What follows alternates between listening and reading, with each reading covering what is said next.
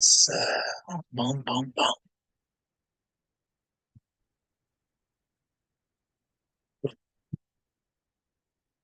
Excuse me.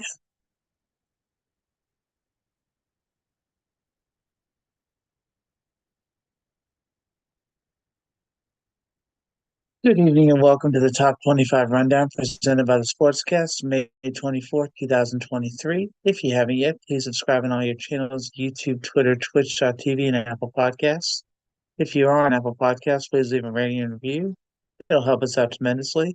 We are also on DAB Digital Radio. You can listen to us on your smart speaker, play Sportscast. Visit us on the sportscast.net. Also follow us on Twitter, the Sportscast1, and check out the Sportscast in the iOS App Store. Hello, my name is Alan West. Welcome to the Top 25 Rundown. We're going to be joined later on by Bob Alvis, hopefully Tyler Turner. And right now we have the man of the hour, the victorious Husky, Mr. Chris Caravello. You were right, sir. How are we doing tonight? Y'all hear me? Okay. I can hear you, yes, sir. So Awesome. I just started everything and well, like I said, you are the victorious Huskies, sir, and congratulations for that. Thank you. Thank you. Now, we were originally going to do a roundtable this week, but it didn't work out like that. So since we have a little bit of extra time with you here today, I wanted to make sure that we could get your view of how the playoffs went and also how you feel about that ending to the Pac-12 conference. Okay. So, when you saw the playoff rankings, how did you feel about Alabama getting in? I wasn't surprised when Alabama got in because they'd already announced Texas, and I just figured that was a package deal. Yeah, I mean, I figured that was going to happen, but you still had to feel for Florida State. Granted, I know Jordan Travis got hurt, and I know the backup, he had gotten a concussion in the Florida game. So, with them having the third string, Yeah. I feel like they got shafted. That's just my opinion, though. It's I can see why they did it, and if the playoff committee's true intention was to pick the four best teams in college football, they got it right. However, I just don't understand why this is the first year they really stuck to the script like that and the criteria because that's what they've said every year, but they've lied to us several times now.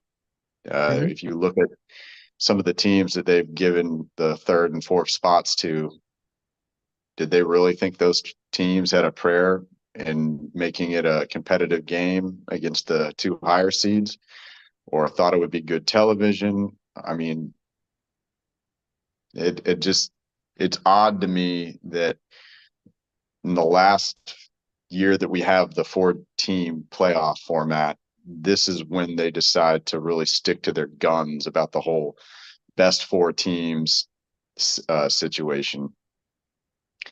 And another part of it, and this is where it becomes kind of muddy and subjective, and you're going off of vague criteria that changed every single year seemingly. So it's almost pointless to argue.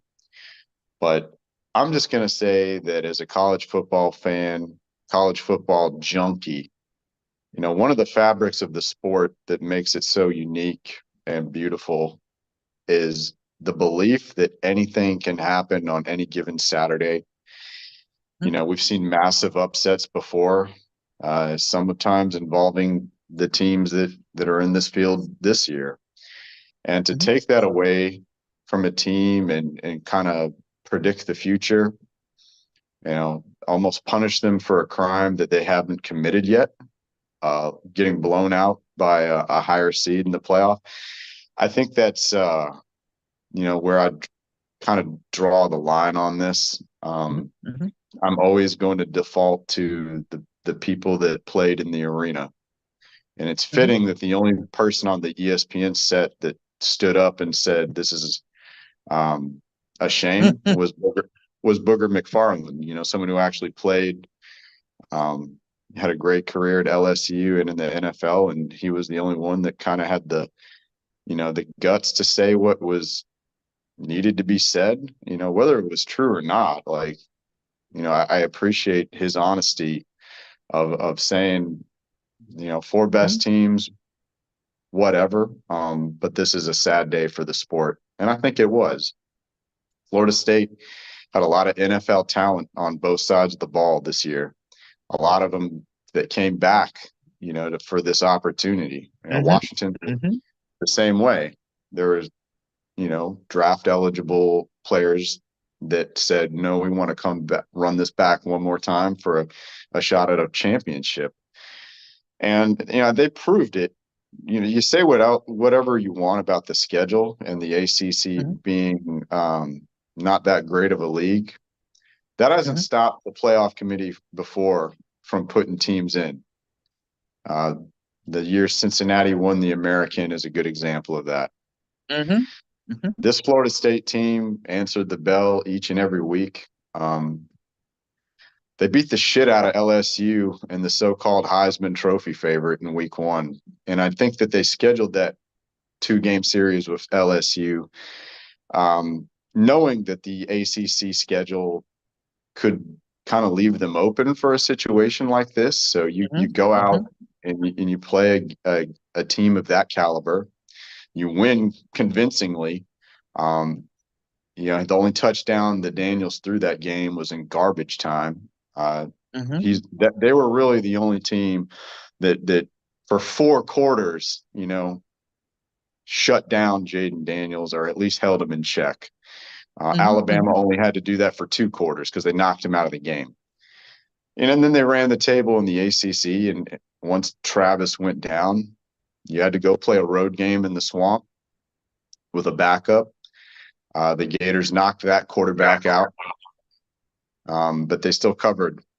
And then a week of prep, you go play a Louisville team that was averaging over 450 yards with a really good defensive line. They were good against the rush this year. Mm-hmm. And they covered in that game with a third-string quarterback having to run the Wildcat with their 2 excellent running backs that I believe could have got yards on just about anybody. So this wasn't a talent deficit situation. They were missing one player, and I just feel like it's disingenuous to discard an elite defense. We've seen teams with pedestrian offenses win titles Mm-hmm. because the defense was elite. At all different levels. Oh yeah. NFL, you want to point to Trent Dilfer at the Ravens, Peyton Mm-hmm. Manning with the Broncos, and then I just like I'm circling around to a lot of different angles on this, but you can't tell me that some of those early 2000 Nick Saban Alabama teams had anybody noteworthy at quarterback. They won those titles in spite of the QB position because they had an elite defense and a strong running game. I think that describes this year's Florida State team. They also had some pretty damn good wide receivers on this team. So I believe that, given a month to prepare, Mike Norvell could have gotten Tate Rodemaker, who's the second string, would be playing in this playoff game, ready to at least get the ball to those wide receivers and contribute. So all in all, my takeaway is that whereas if they had to evaluate the 4 best teams, like I said, they got that right.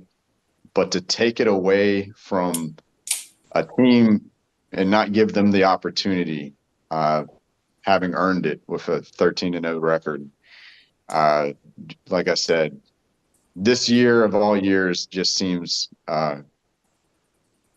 pretty suspicious in my mind.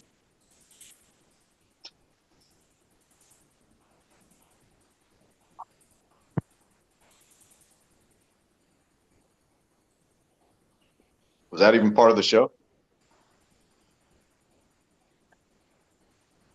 Hello? Yeah, can you hear me?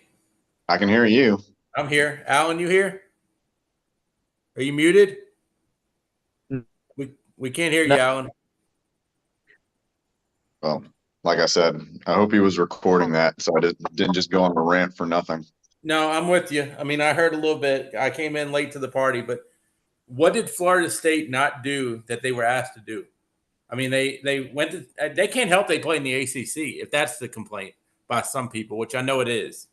Yeah, and I feel like you're grasping at aspects of their schedule that you never bothered to apply in the earlier years of the playoff. You let teams in with far, far weaker schedules and total resumes. Um, so, like I said, to do it this year against this team is kind of ridiculous. And you know it's funny because people say that that committee doesn't want to have what happened to TCU last year. That should have nothing at all to do with it. Nothing at all. Because sure. Florida State 2013 or 2023, pardon me, I'm a decade behind apparently, is so separate from TCU 2022 that has nothing to do with anything in my opinion. I also feel like, you brought up a good point. And to give the benefit of the doubt to these other teams that did make it, these versions of these teams is absurd. Yep. Alabama has been there, done that, but, you know, give me a break. The Auburn game in which they needed an absolute miracle to beat a team that just got blown out by New Mexico State in the exact same building, that just happened. Okay. Right. Don't bring up week 2 when you got slaughtered by Texas at home and say you're a far different team now.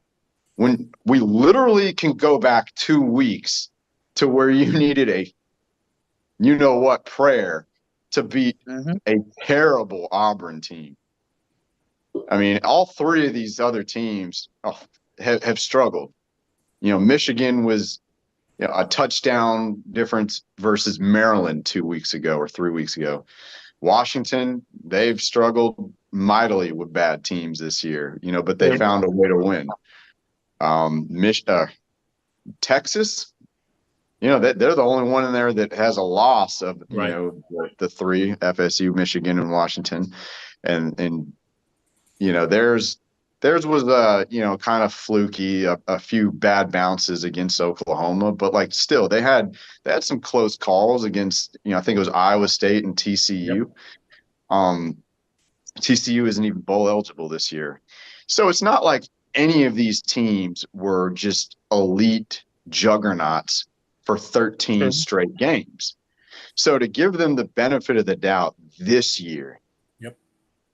I mean, like I said, if there is one of these other teams, if Georgia had made it, okay, you got a team that's won almost 30 games in a row. And even they there were times at this year where they clearly could have benefited from some tougher competition, and it showed in the SEC title game when their backs were up against the wall. No one dominated week 1 to week 13 this year in the title games. It just didn't happen. Yep. So to pick this year to penalize a team and say that they wouldn't have been competitive against these other squads that made it, I don't know if I'm buying that. Ridiculous. I mean, my real problem, real quick, is Florida State gets in, or Florida State does not get in a New Year's well, they don't get into playoffs, New Year's Six, whatever you want to call it, but Liberty does. And it's nothing against Liberty. I think what Liberty did is great. I think it's wonderful. Liberty undefeated, had the worst schedule in all of Division I football. They can't help that. I mean, I'm going to say they can't help they play in Conference USA, just like Florida State can't help they play in the ACC. I mean, how can you let one in and not the other is my gripe about this whole thing. Because SMU, which would have probably been the next group of 6, I mean, they were 11-2, but their 2 losses are to Power 5 teams, which Liberty did not play. Is it their fault? Not necessarily. But at the end of the day, Liberty did what the committee asked them to do. Florida State did what the committee asked them to do. And by the way, you bring up a good point, too. Florida State would have had second-string quarterback in this game who did not play in the Louisville game, but did play in the Florida game. And if memory serves me correctly, that Florida game was on the road, and they did win. So I'm probably more outraged about Florida State than I am others, and I get it. Are they one of the 4 best teams currently? Probably not, but they went 13-0. That's my thing. They did exactly what they were asked to do. Yeah, it's not as simple as Alabama is better than Florida State. There's a lot of other things involved with it. And I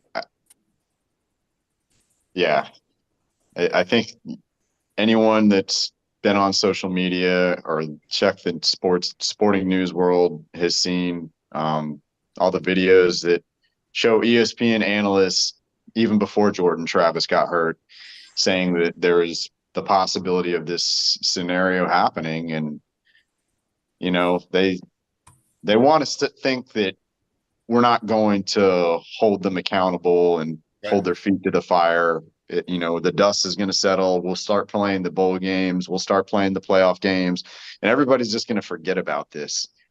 I hope it doesn't.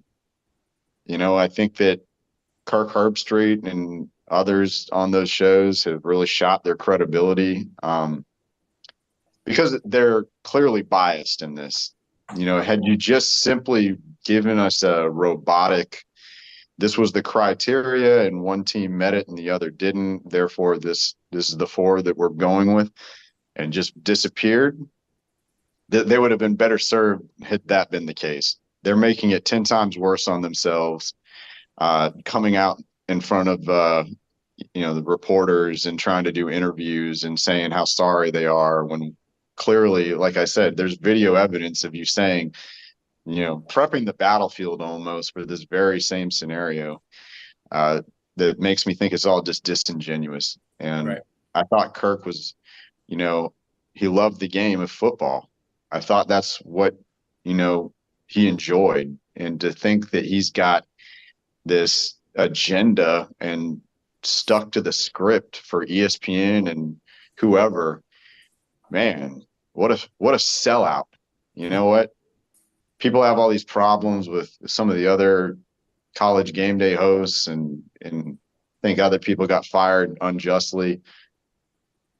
For that guy to have been such an integral part of college football for so many years, to have this happen, I think he's going to really regret this in the years that follow. Yeah, I mean, it's I don't know. I mean, I'm kind of like exhausted arguing Florida State should be in. I mean, I'm not like going to go to my grave on it or anything, but I mean, I just don't understand. If Florida State's 12-1, we're not having this discussion. I mean, then we're having the discussion of either Georgia, Alabama, or Ohio State. One of the 3. I mean, Ohio State probably not much, but Georgia and Alabama is probably the next debate, in my opinion. But you bring up a good point, and I don't think it's if you're truly putting the 4 best teams in college football in, why is Georgia not in this? Mm-hmm. Are you saying that Washington is better than Georgia? Are you saying Texas is better than Georgia? Michigan's better than Georgia? I think you're going to get a lot of pushback from anybody, certainly on ESPN or, within the SEC, who seemingly run at ESPN. When you say that, when you say the obvious out loud, okay, if this is the 4 best teams, then why did Georgia fall from 1 all the way to frickin' 6? You still have Florida State in front of them. So you're telling us you think Florida State's better than Georgia? Yeah, it's just like, don't insult our intelligence. Right. Yeah, I don't have much intelligence to begin with, but please don't insult the little bit I have. I mean, that makes me feel awful. Sorry. You're not insulting it. Can you guys hear me now? Yes, sir. Okay, sorry about that. No, that was a little more fun than I thought, but Chris, the main thing you need to know, I got that rant, and I'm glad that I got that rant because that was exactly what I wanted to hear from you just because I know that that your daughter you talked about your daughter being in Florida going to games in Tallahassee. So I mean I uh I definitely felt a certain sort of way, I'm not gonna lie, when I heard about all that.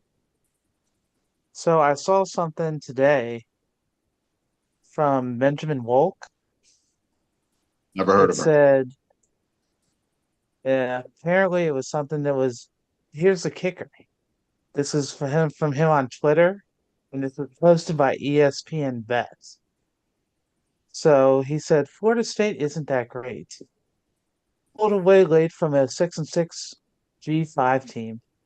Needed prayer to beat 6-6 rival. 3-point win versus 4-8 conference foe. Lost by 10 at home. Oh wait, shoot, this is my Alabama file. 1 second. I was about to say, group of five team, they blew out Southern Miss. Yeah. Exactly, exactly. But And no. that's what I was saying when we lost you for a second. It's, I get Alabama and the SEC teams getting the benefit of the doubt because they've been the best conference for so long and been there, done that, but not this version of it. You know, No, the close not at win all. against a really bad Auburn team that's probably just as bad as Florida, if not worse. Hmm. Um, that just happened 2 weeks ago. Come on. This isn't like you can say that they're a far different team than when they lost to Texas, but in the last week of the season, they barely get by on a miracle against Auburn. It just they got held to a different standard than Florida State did. Like I said, they got the benefit of the doubt. I don't Yeah, know if no, it will help I or mean, hurt the argument. Too, Florida State did beat count them, two SEC teams. yeah. Well, I mean, that's why they're not going to say it. They have SEC bias, and then when you listen to Boo Corrigan talk when it was first announced, he was like, basically, they're like, yeah, we want to make sure that we get as many people there, and well, that's why they chose Alabama this time, whereas last year, when you watched the Big Ten championship game, they let Saban come on and try to be like, well, yeah, we deserve to be in the playoff when they weren't going to get in. And I mean, it was frustrating because, I mean, I knew my Buckeyes weren't getting in. I'm okay with that. But the thing is, just how Florida State was left out, they wanted one SEC school in. So they were going to figure out a way to get it in no matter what. And I hope that if Florida State does win, I hope they do their national championship parade because they will have earned it. Because I truly do think that they got shafted. And I mean, ESPN, because they're trying to get in more with the SEC because they just lost the Big Ten.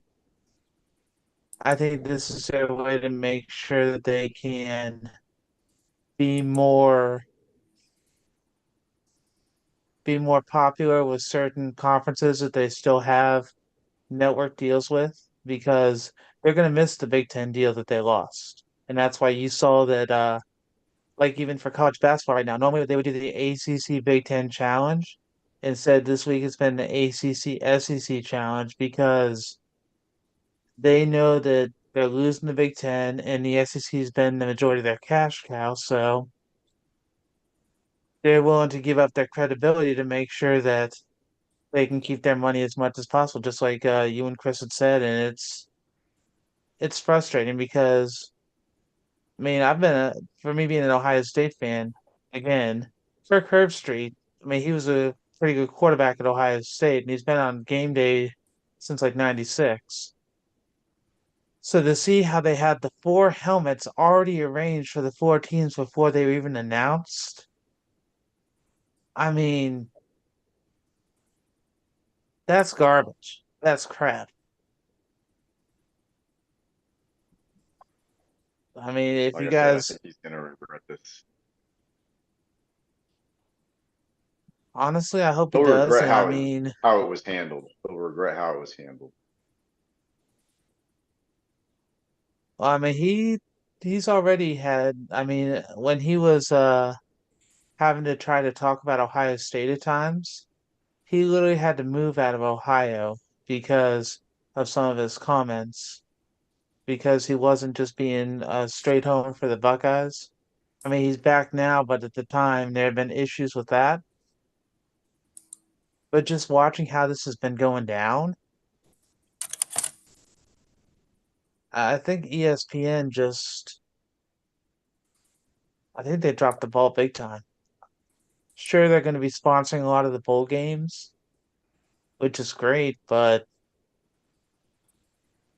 credibility and just depending on how long the NCAA is going to be in control for college sports, I think with this and then the 12-team playoff next year, I'll be curious to see what players will actually want to try to make sure they're in it or when they're going to try to have college game day at their place, just because of how some of these reactions are going to be over this. I'm Yeah, just FSU wondering. is on college game day, usually at least once every season. So Hmm. yeah, I'm sure they'll do what they did this year when Washington played Oregon State. They won't show their face around there because they know it's going to happen. Yeah, Fans will be outraged, rightfully so. yeah. I mean, it's going to be the one thing about Fox's show, Big Noon.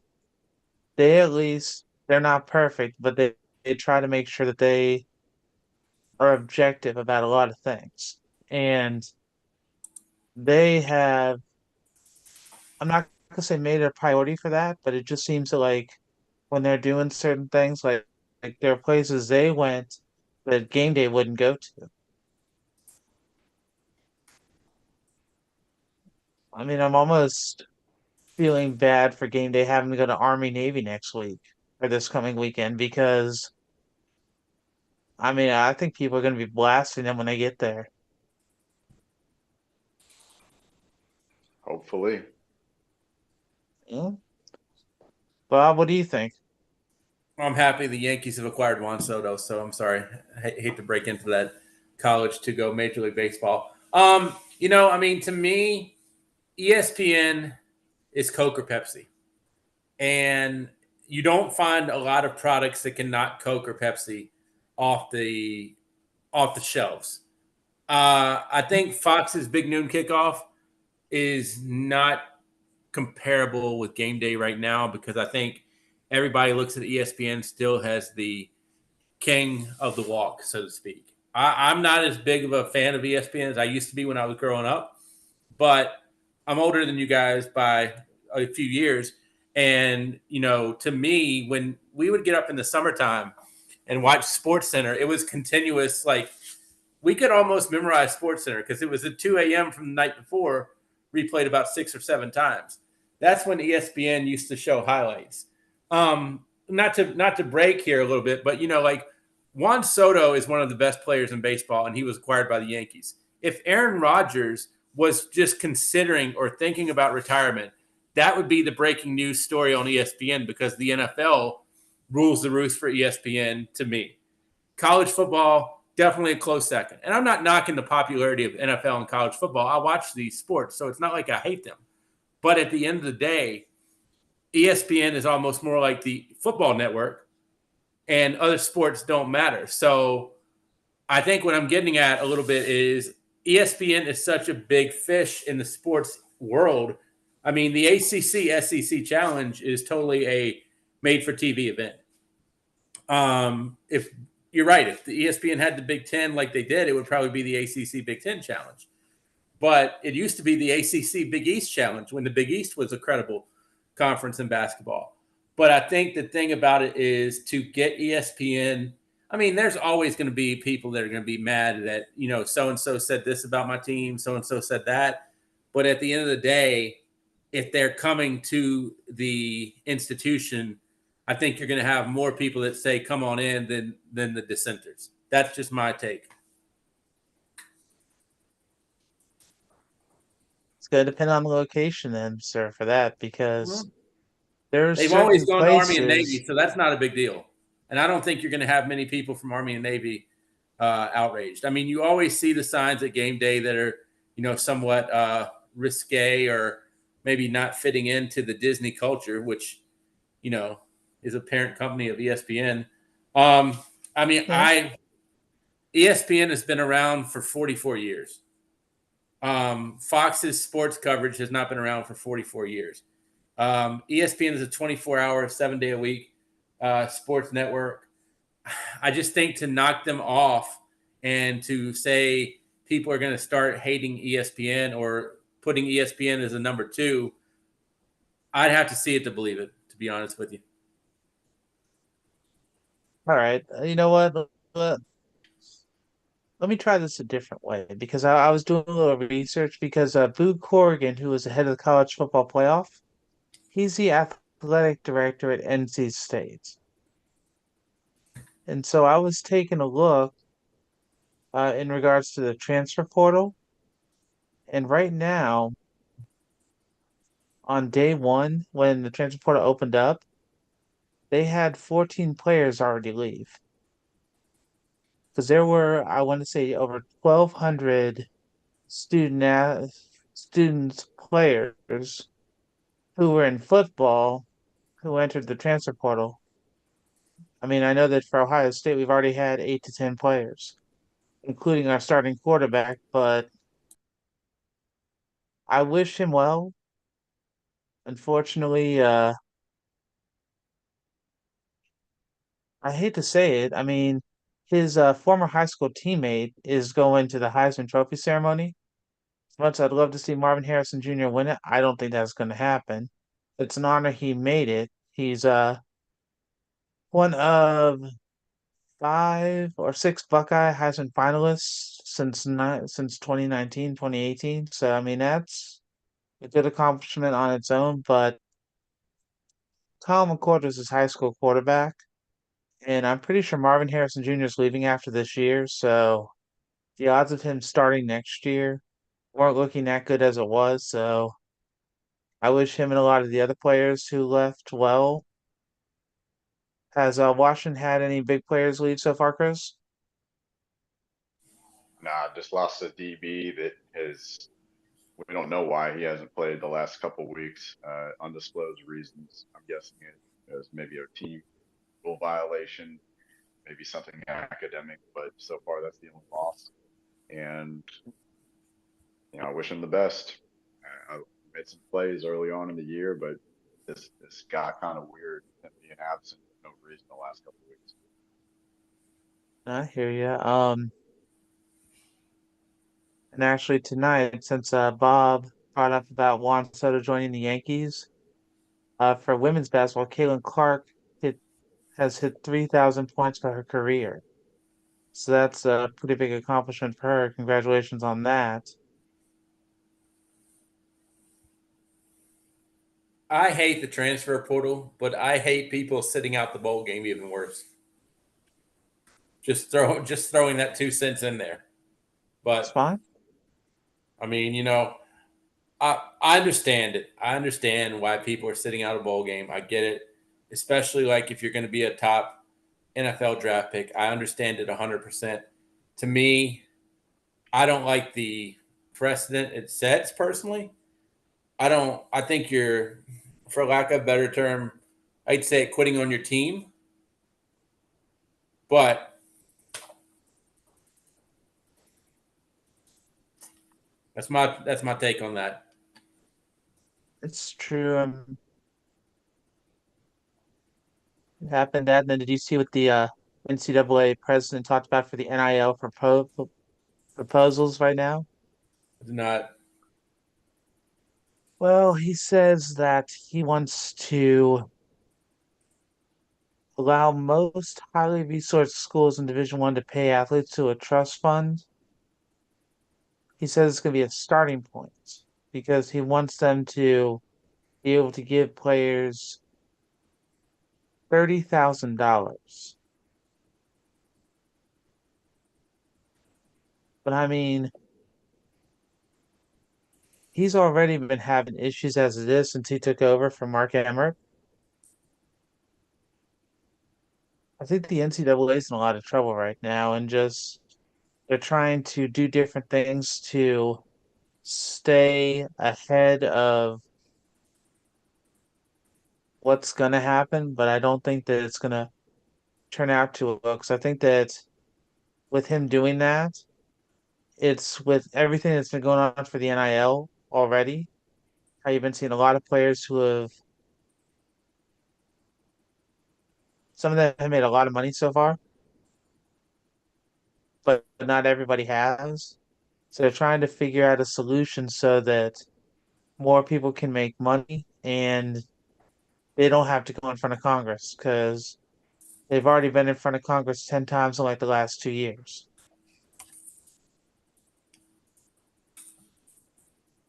I would be shocked if Because the with the NCAA is running college football within the next 10 years. I think college football will be running themselves 100%. I'd be shocked if the NCAA is still in it. I can see that and I agree with that because it just the way that they're doing this right now, it's just not looking good at all. Because it's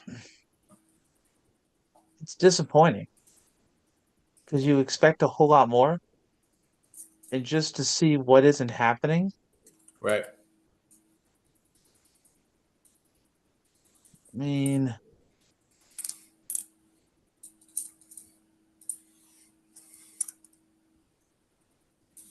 like for the transfer portal today, Texas A&M had three players at least go in. Actually, they had one, two, three, four, five, six go in. In Oregon State today, one, two, three, four, five of them today.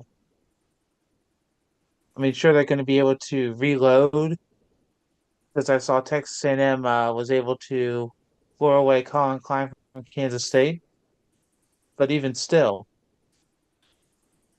I think the main reason why a lot of people go in the transfer portal, even though it's to have a different shot at another school, a lot of it's to try to make some money.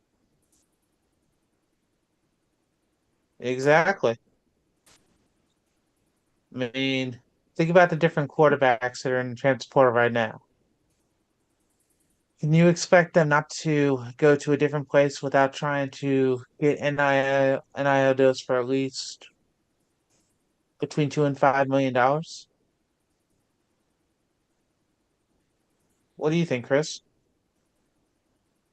I think NIL probably drives a lot of this and the fact that they're allowed to have, um, you know, at least one transfer, no penalty, and then another if they graduate. So it's definitely a lot easier, freedom of movement, but those NIL opportunities are really, coupled with playing time and opportunities to, showcase their talents in a starting role or close to it. Mhm. But, it's benefiting the players tremendously right now. 100%. And I mean, for Michael Penix Jr., he's a great example, honestly, going from Indiana to Washington. So, I mean, it's him and then Bo Nix, how he went from Auburn to Washington. I mean, to Oregon, sorry, Oregon. I got to make sure I separate that because I know if Ty was on here right now, I'd be like, what do you mean? And so, I mean, it's great that for some schools it works out. But I mean, you're seeing other players who have jumped from different schools. Like they'll go 1 year and then they'll leave.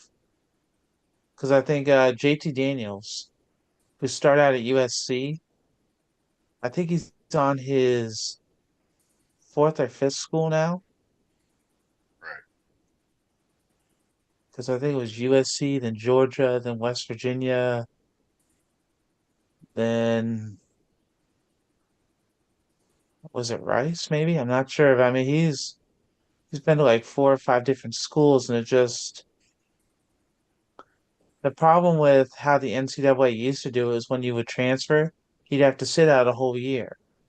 But because of the transfer portal, a lot of times you don't have to worry about that anymore. And that's been something that has been, I guess, a gift and a curse. Although you saw with Tez Walker and with also the Florida State player who they had sit out this year, that was one of the few instances where you actually saw, hey, they're not going to let somebody play. Whereas every other person, when they would go, they usually had the opportunity where they would be able to play.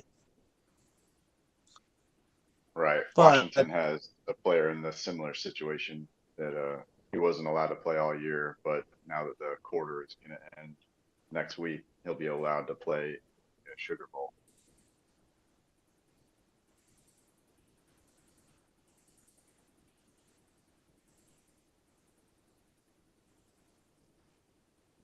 correct me if I'm wrong, but does that not sound stupid? Yeah, it's pretty weird. Okay, just because I mean, when you're the NCAA is trying to say, oh, well, you can't play at all, but come bowl, come bowl time, oh, you can play then. You don't want them to play the whole year because, like, yeah, you're not eligible. Then Right. bowl season, oh yeah, you're eligible now. That makes no sense whatsoever to me. Yeah, no reason, at least not any reason that, was sensible was given for why he was denied his eligibility the entire year. You know, I'm not sure, why they wouldn't let him suit up. Some schools looks like, they have a completely different, you know, set of criteria for allowing them to play. So yeah, him and the D lineman from Florida State that, wasn't able to play.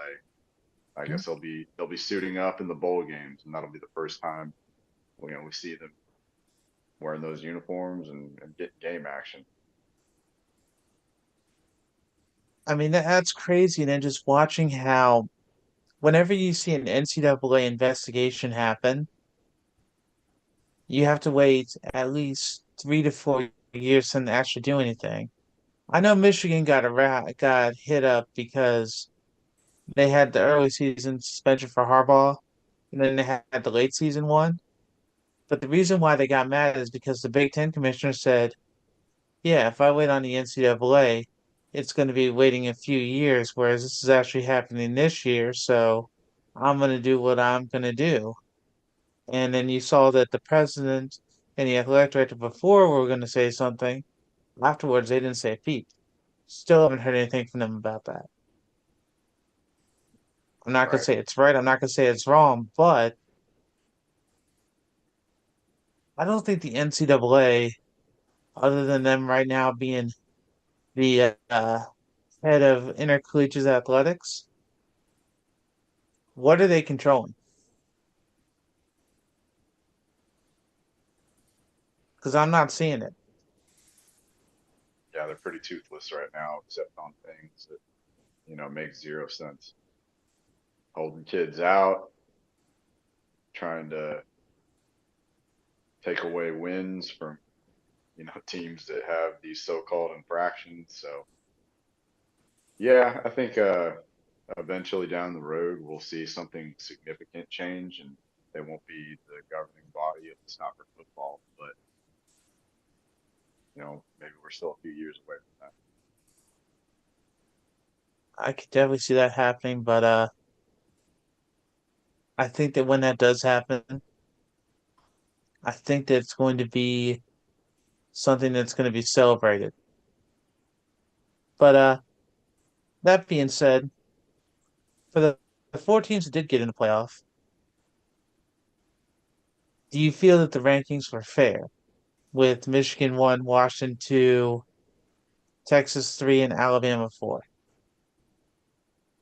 Who knows? If you're going off of resume, I'd say Washington should be number one.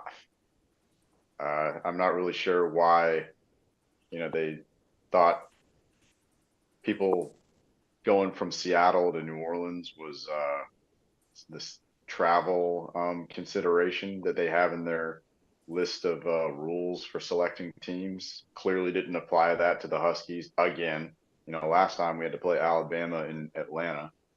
So Mm-hmm. it just, they never seem to do things that put some of these other schools at a disadvantage. It's always the same old story. Um, but I think Washington probably relishes that underdog role at this point. Um, they're used to it. 9.5 point underdog last week to Oregon, and look what happened. So I'll you never know, get that. I will never get that. me either. Me either. Luckily, there's video evidence on this show of me saying we were going to Yep, yep. And then not only that, it was actually posted on the Sportscast website as well, with you saying exactly what you said, and we win. can Right. call it your pre-playoff rant. How about that? Yeah, and But you were right. if you're comparing Michigan and Washington, I'm just not. I get it. You had Michigan ranked higher than them the entire time, but on the back end of this thing, that didn't stop you from dropping Florida State 2 spots or whatever. So they could have swapped, flip flopped them, and had the Huskies stay on the West Coast, where it clearly would have been, you know, probably a pro Washington crowd, which makes sense if you're the number 1 or number 2 seed, that your fans should be able to show up to the damn game. But that's not how they decided to do these rankings. I guess with 3 and 4, Texas beat Alabama, so you're saying those were how those things worked itself out. But I think like I said, being underdogs hasn't gotten in the way of them being able to accomplish what they've done so far as Washington's concerned. And you're putting them in a dome, a team that loves to play fast and has a deadly passing attack that only favors them. So there's that. It's just going to be a pro Texas crowd because it's in driving distance from Austin. So Michigan, at least they drug Alabama across the country.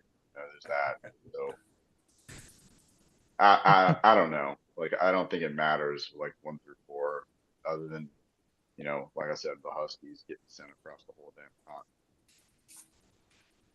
I will kind of agree with Chris on that. I mean, honestly, like I think if you wanted to reward Michigan for being number 1, you're probably not throwing them against Alabama as the 4, because I think it's weird. If you looked at the video, it's like Michigan was so excited. Then when they saw Alabama, it's like the energy just dropped. I mean, I think Washington's probably the best team because I think Washington's probably the best team. I mean, they beat Oregon. I think that's a better win than Michigan beating, who, which I'm not going to get you sparked on that, Alan, but and It's okay. You know what? It's okay. Washington beat Oregon twice. Mm-hmm. So, but you're in. I mean, I don't know. I mean, where my outrage lies about the rankings. But out of the four that are in, I don't know that I would say anything is incredulous. Right. And I think this is the first year of the playoff where you truly could say any four of these teams could win it all. They're that, close. There's no like outlier in this playoff this time. I guess they got that right.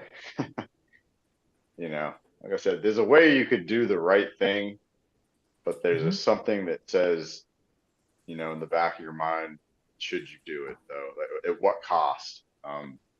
Going back to what we were talking about earlier with Florida State. And I As don't far know as that it gets better when it goes to 12, by the way. Sorry to interrupt you, Chris, but I don't know that it gets better in terms of is 13 deserving at that point? Are they any more deserving than 5 was this year? That's where I don't know. I don't know. That's there was so much as far as legacy at stake for Washington going into this year. This was the last Mm-hmm. time to become, you know, the last Pac-12 champion ever. This was the last shot any of those teams had to become the first undefeated Pac-12 team ever. And this was also going to be the last time you could say, you made the college football playoff as a Pac-12 team more than any other team in conference history. They accomplished all three of those goals. Mm-hmm. So when it goes to 12 teams, it kind of just loses that prestige to me. It's pretty damn hard to make the national championship game. It was pretty damn Yeah. hard to make the playoff, especially for a Pac-12 team. This is only the third time it's happened. Washington has been that team twice. Yep. So when you expand it Mm-hmm. by, 8 spots, you're taking away the difficulty level. I guess you could be shooting for bye weeks or home games at your home stadium. Like it's completely different. So it mattered a lot to make it in this final year. I think that, you're going to look back these four teams and any of the teams that made it while it was only four, and you're going to be pretty proud of that accomplishment. This was really hard to do. So I'm glad they were able to get in the last year that they had four. FYI, I'm good if we just do 8 and not to go to the whole 12, but I don't get a say in that one. Four is kind of weird, Yeah. It's a very small number for a playoff. It's not even really a true playoff, I feel like. But 12 is too much. Geez, you're splitting hairs over teams with like 3 losses at that point. What are we doing? It doesn't seem like college football to me. Not what I grew up on. I get it. There might be fans that want to see this thing go to the way of the FCS with their playoff system or closer to what the NFL has, but not me. That's what made college football special in my eyes. Well, I mean, in the college football world, every Saturday matters, and Right. if you put the more teams you put into a playoff system, the less every Saturday matters, in my opinion. I mean, you can argue that no, we're going for rankings. Well, I mean, you always got a great shot to win a tournament if you're in. If you aren't in, you can't win the tournament. So, that's my part. I mean, when I was growing up, it used to be, just the 2 teams that were in the top of the AP where the coaches poll played. I mean, kind of before the BCS. So I guess this is better, but 8 is the Goldilocks and baby bear porridge because it's not too hard. It's not too soft. It's just right. So, well, like I said, how is there realistically a chance for the 12th ranked team to win it all? They just told us that they don't think the 5th place team can win it all. right. This is just more opportunities for bowl games and sponsorships and TV money. Like, I don't even get me started on that. That's really what's driving And all that's what this. matters. Nothing matters except TV money, sponsorship, and the almighty dollar. I mean, it matters to you and I because we're football fans, but to the big people that sit in the top office counting out the dollars, which I've never had a problem counting dollars, by the way, because I normally stop at like 2. But for those people, I mean, I don't think they honestly care. The main thing is that stadium going to be full? Right. The end. Well, I mean, that's why you're seeing why the different teams are in, because the ones that are in are the ones that they think are going to be willing to pay the most to show up to the games, which I think the next few years, how that's going to go for the playoff, it's going to just be you can tell that the TV deals every year when they're making the deals, because I know they're getting ready to have to renegotiate some of those deals. Just the numbers that you're seeing for them is crazy. And so just watching how that's going to keep growing and just seeing the extra bonuses that they can get for certain things in the bowl games. I mean, it's not going to end anytime soon, but it's just watching and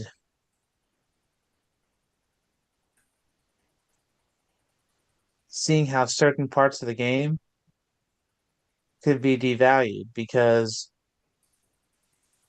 Chris, like you're talking about, the bowl games when we were growing up, like an example for Ohio State or for Michigan, every year they'd be playing at the Rose Bowl. The Big Ten champion would always be there. Then the second place team would usually be at the Citrus Bowl. And then if you're lucky, there'd maybe be 1 or 2 more bowl games that the Big Ten school would get into, and the rest of them would just be sitting at home. Now you have bowl games that start on the 16th to go the whole time because you used to only have, I can think of maybe 12 bowl games total that they would have. Now you've got 30 almost. Well, when I was growing up, it was about 6. Exactly. So they Yeah, doubled. They doubled for your guys that's growing up. because let's see, it was the orange, sugar, the peach, citrus, cotton bowl, Did you name the and the Fiesta? Fiesta Bowl. Yeah. Yeah. Because I mean that when was I was all it growing up, was. the Hall of Fame Bowl came later, which was the Outback Bowl, and I have no idea what it is now. It was Champs Sports Bowl at one point. So then you had the Alamo Bowl come along. Holiday Bowl's been going for a long time too. I think. Yeah. So here's the problem too, and I don't mean to get off on a tangent, but in the Virginia High School League playoffs, when I was in school, which was 97, so that's about 25 years, you would take 4 teams per a region. So you could have an 8-2 team or a 7-3 team sitting at home for the playoffs.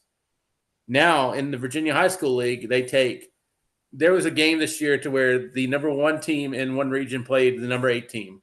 The number 8 team that made it was 1-9 against a 10-0 team. Guess what the final score was? Guess what the final score was? 65-0. 104-0. Now that's very much the anomaly. I get that. But at the half, it was 70-something-0. So I guess what I'm saying, and even when I was growing up, I mean, in Virginia, I mean, George Welsh, the coach of Virginia, would win 6 games every year. That's a bowl. And now people scoff at 6 wins.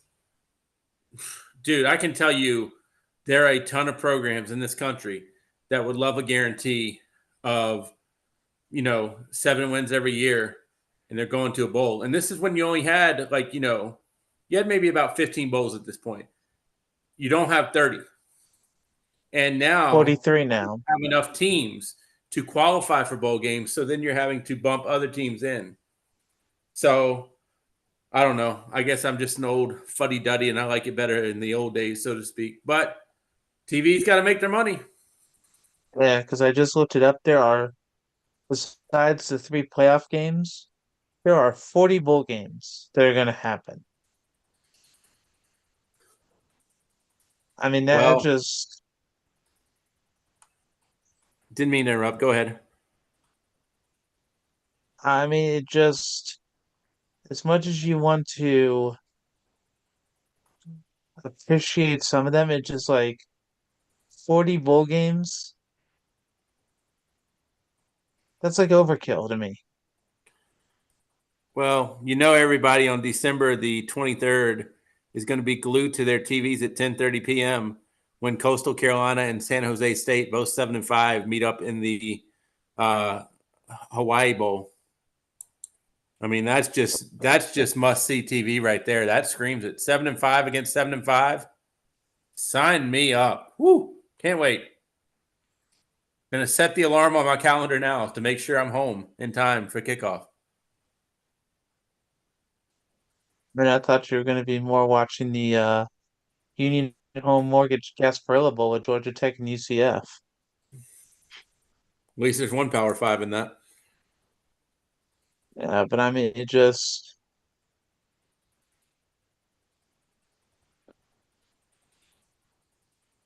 I understand that schools are going to make money, and I'm not saying that's a bad thing. It's just watching some of it. The players, I'm glad that they get to experience some of this, but it just,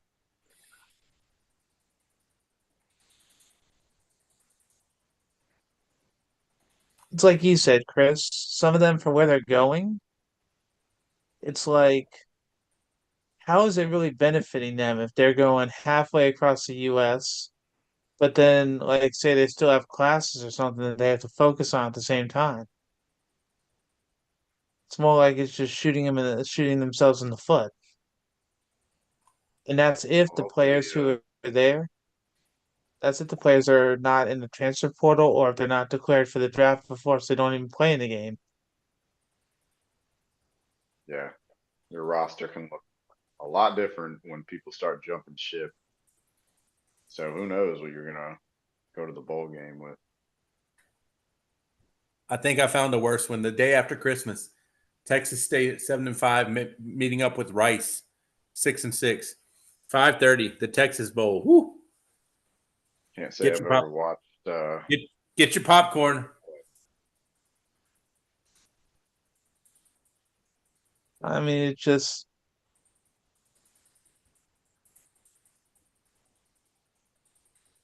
it almost feels like some of these bowl games are just a farce. And I hate to say that, but They're just there to fill TV during time.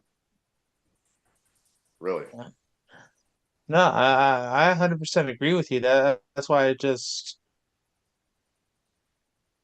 it's when I want to say something else about it, but there's nothing to say, which is the problem. I mean, just like when you were watching, when they were interviewing some of the coaches. Now, I understand it's supposed to be ha ha ha, very funny.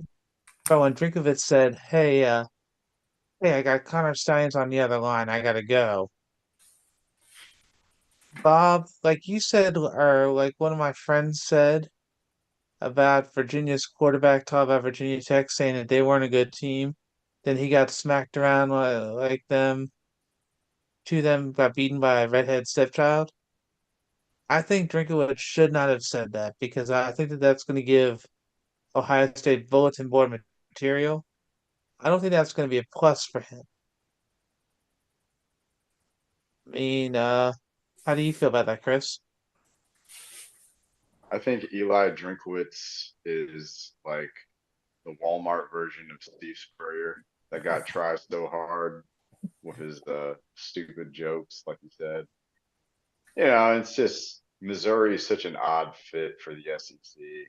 You know, I get it. This is like their best year since maybe year two when they joined the conference. They made Mm-hmm. the SEC title game first 2 years they were in the SEC East. But you know, gosh, can we see some consistency before you start mouthing off like that? I don't know. I just appreciate the coaches that are currently at the schools that I root for. Um, all class, you don't disrespect anybody.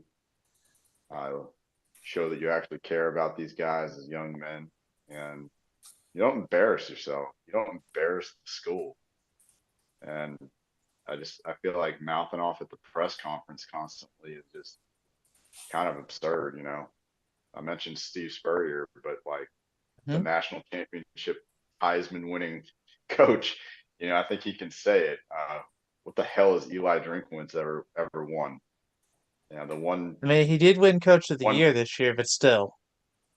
man, buddy, this year in the SEC, Yep, yep. claim to fame was what? You only lost to Georgia by 10 points or whatever it was, and you lost at the very last second to LSU. A miracle conversion on 4th and 17 to the worst Florida team of my lifetime. Hmm. Pat yourself Hmm. on the back, buddy. Real, Yeah. real groundbreaking accomplishments here. I mean, that was why when I read it, I was like, there's no way he'd be that stupid. There's no way he would actually say something like that. Then I watched the video clip and I'm just like, really? Yeah. Because I mean, even with Ohio State having a lot of players in the transfer portal, I still think they're gonna run. Still think they're gonna run the table on Missouri. I really do. Where is this And it. game? Oh, let's see. This is in the Cotton Bowl. Yes, in Arlington, Yeah. Texas. It'll be 8 p.m. Number 9 Missouri versus number 7 Ohio State. Depends on who y'all have available. I assume no Marvin Exactly. Harrison. You're gonna have, I mean, is Kyle McCord? He had, you know, Ohio State fans have their opinions on him, and he's not the right guy going forward, obviously, because he's leaving. But it'd be wise to, you know, have him at least stay until after that bowl game. You don't want to go out there with somebody who's never taken a meaningful snap. True, although Kleinholtz have been playing, he did get some snaps in the game. And then Devin Brown, at the beginning of the year, it was going between Cord and Brown. Then Devin Brown got hurt. So Brown had gotten a Kleinhold, few meaningful snaps. Yeah, Lincoln Kleinholtz, I believe, is the backup. I think they're gonna probably have Devin Brown as a starter, number 33. yeah. Well, I was saying Kleinholtz was committed to Washington until the very last minute, until Glenn actually split from Ohio State to Florida State.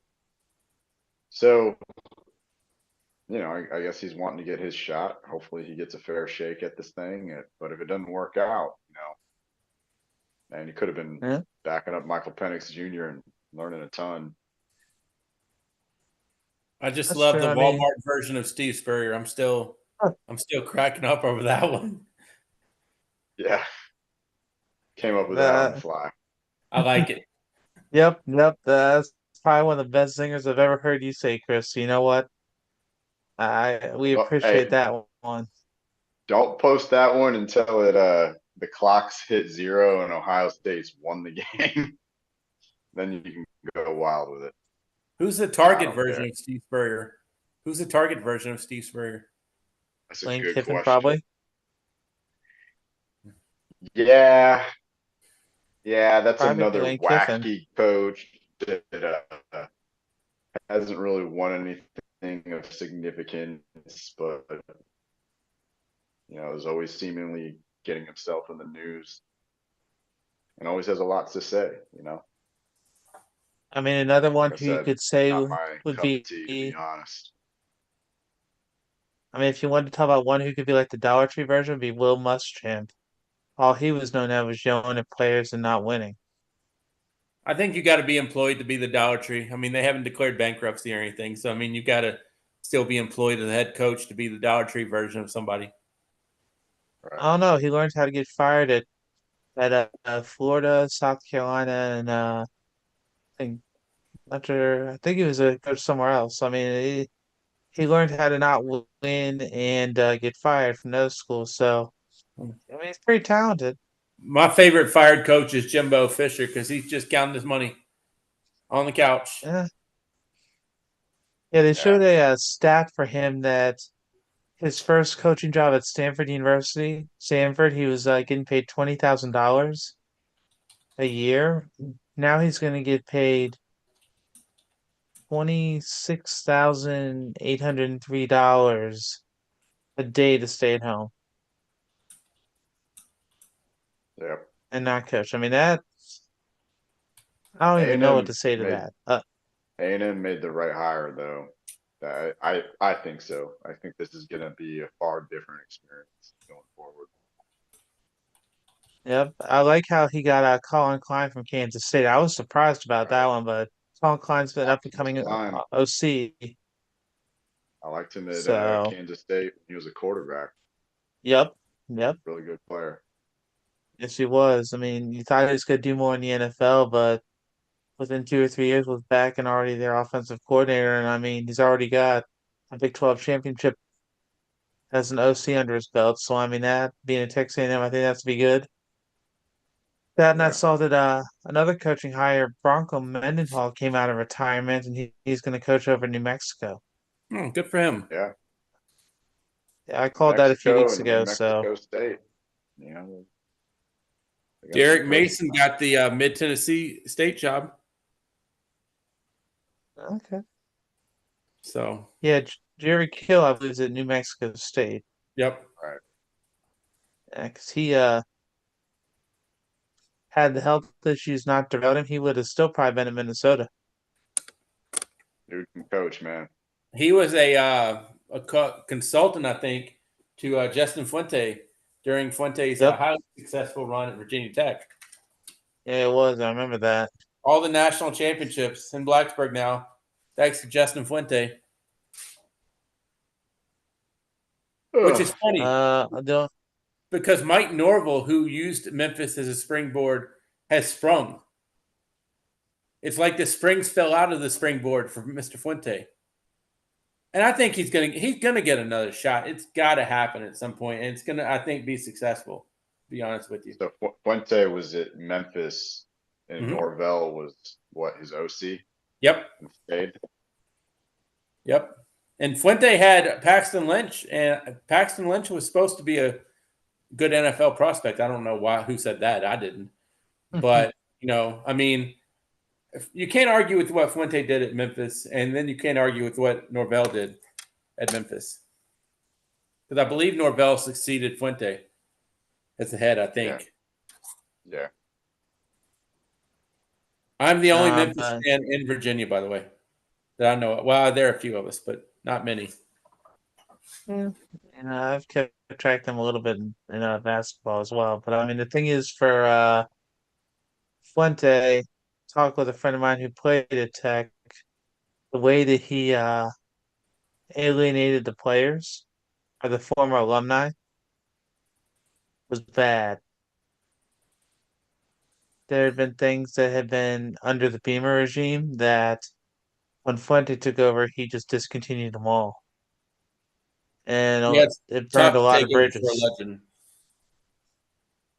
Well, the thing is also just they didn't even I mean, I had heard some stories about recruiting in the 757 area, like where Michael Vick was. They wouldn't even go to Michael Vick's school during that time, try to recruit anybody. And it just, I mean, there were some other things I heard. And it just like one of the things that Beamer would always say was he wanted to win a championship and a national championship with players from Virginia. A lot of times you would see over in the like with the Newport News area, you've got some of the best players in the whole state. But if you're not going to recruit them, what are you doing? Yeah, How are you going to expect to do anything other than choke? And in his case, all he did was choke on something that was long and hard, and it really didn't go well for him. I think Beamer for a point was I want to get these diamond in the roughs, like you said, they're from Virginia, and win. Hmm. And then I think the first big recruit to come to Virginia Tech outside of the state of Virginia was Kevin Jones. And I think once that happened, then the whole let's win with kids from Virginia thing kind of got scrapped a little bit. But I mean, it's hard to take over for a legend. I mean, the only way it could have probably worked would have been like Bud Foster, who's the DC. Yep. But then if you take over, once you take over that, you're still taking over for Tech family, so to speak. And Justin Fuente, um, to his whatever it is, I don't know if credit's the right word, but he was in a no-win. No. He was in a no-win situation whatsoever. Well, the other thing was it had to do with the athletic director with Babcock, and they're still having discussions about that, but that's just another story. Just because I was able to catch up with a buddy of mine who played football there, and so it's not how it was there for the alumni, and that's a shame because granted that is a program that has been had a few rough years since being left, but they're working their way back, and I'd say they're a few years away, but it's definitely looking a lot better than it was when Fuente was there because, well, in the end, it just seemed like the players gave up on him.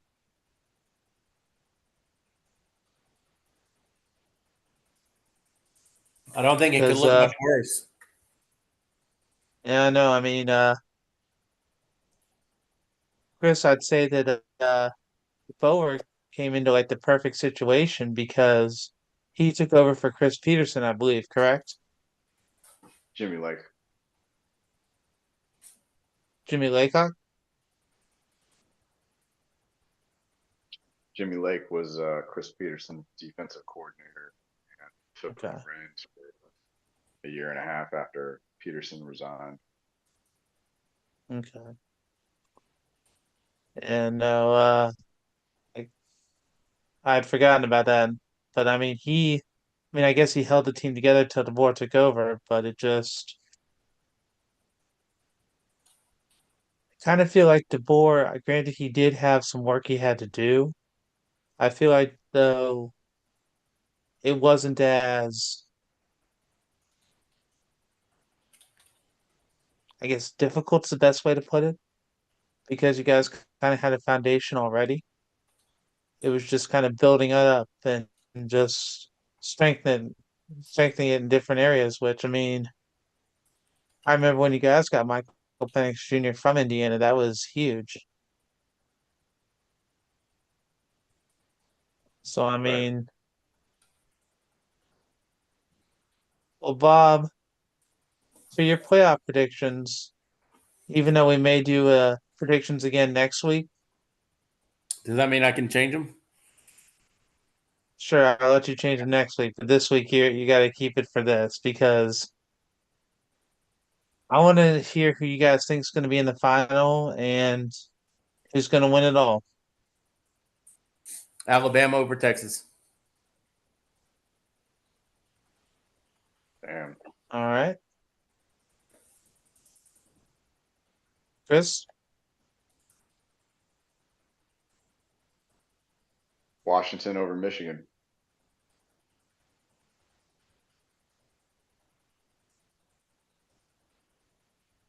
I'm going to play it in between. I'm going to say Washington over Alabama. Uh, that would be the greatest day of my life, other than when my children were born. Understand. No, I, because God help the Southeast if that happens. That's all I'm gonna say. yeah, I agree. I mean, yeah, I would love the shock factor of it all. And just because last year, because of the playoff game, I had to explain to my daughter why we didn't watch the ball drop. Because we were watching the Ohio State kicker miss the field goal against Georgia when the ball dropped. And I had to go back to find a video of the ball drop so she could watch it. Yeah, it was like simultaneously. It was weird. exactly, because we were watching on one TV and I saw it afterwards. There are a few things that I ever want to try to have to witness or prepare for. I would rather do many other things than have to go through that again, just because trying to explain that, I would rather sit through the 96 matchup of the game, which had a Tim Biakbatuka rush for 316 yards against us. I Yep. mean, that was just something that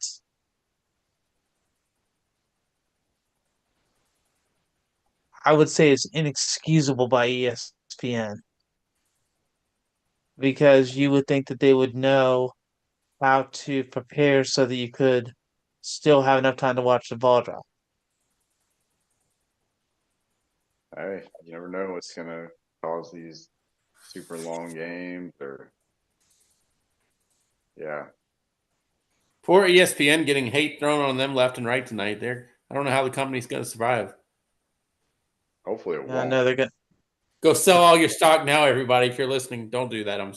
I don't give stock tips, but Granted, remember we do have sponsors that deal with sports betting, but we do not. We're not making any picks for that, and it just well, he is the self-proclaimed comedian at times, so that was his comedic pick for the day, right? you got it. Okay, just making sure, because, well,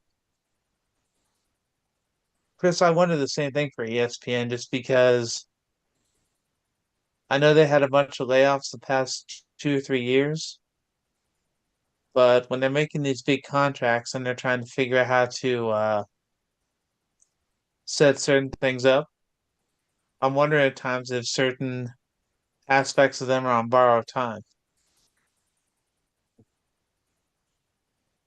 But that's just how it could be. And but Chris, if my prediction's right, that will be a beautiful day, sir. Sure will. That and like I had messaged you before, when we had your son on for a minute last time, I saw that he is now mobile, so congratulations for that. And Can't take my eyes off him now. well, hey, in the beginning you weren't able to take your eyes off him. Now you've got a real reason to make sure not to take your eyes off him. So I mean, hey, wow, those are some of the most fun times, other than when you forget something's on the ground. So that's Yep. I've learned that the hard way. But no, congratulations for that though. And how many championship Washington t-shirts did you buy after the game? And one for every day of the week, day of the month. That was exactly what I was hoping to hear, and I'm not surprised about that at all. And the only sad thing is I wish Tyler had been on because I would have I'm trying to make sure that I can get you on with him just because Yeah. What happened? Exactly what I he's said was still gonna happen back in eh, August. yep, yep. I mean, hey, like you said, you've been nice enough to come back on, and like when you predicted that, like I've always said for anybody who comes on, when I can make it happen, everyone has an open invitation. So that's why for me it was making sure that when you prove to be we'll say it this year Christianamus, so this way we can make sure that we get you on for that. And for that roundtable, I am gonna try to set it up for next week just because that way I can literally just like, all right guys, playoff, go. And I'll just sit back and relax just because I can picture that, well, everyone has different opinions, but it's just seeing who is I won't say right, but who is going to have the best argument for certain things. Although, one last question I have for you, Chris. What did you think about how Georgia and Florida State coaches looked when they had to have their interview? Out like they would rather be doing anything besides that, and I don't blame them. 100%. Because, I mean, just watching how that was, I felt for Norvell. I didn't feel for Smart, but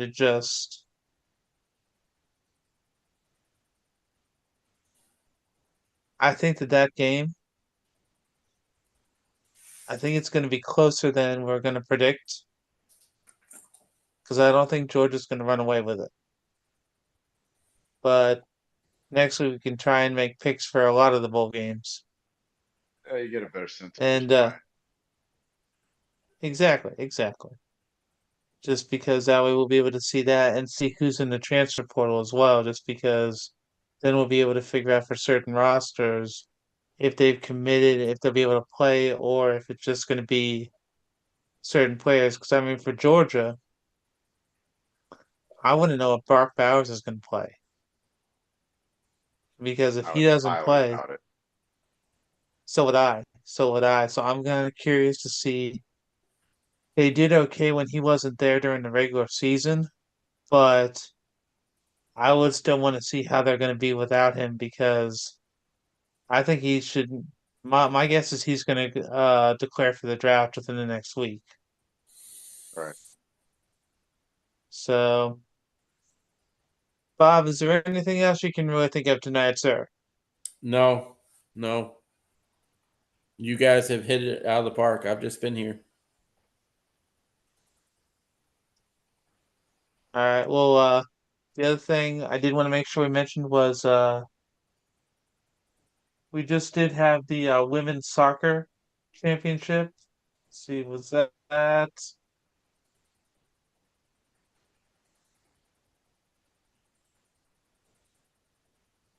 It was Florida State won the women's soccer championship. So, congratulations to them. I know, Chris, since for Florida, I believe you're a Seminoles fan instead of a Gator fan, correct?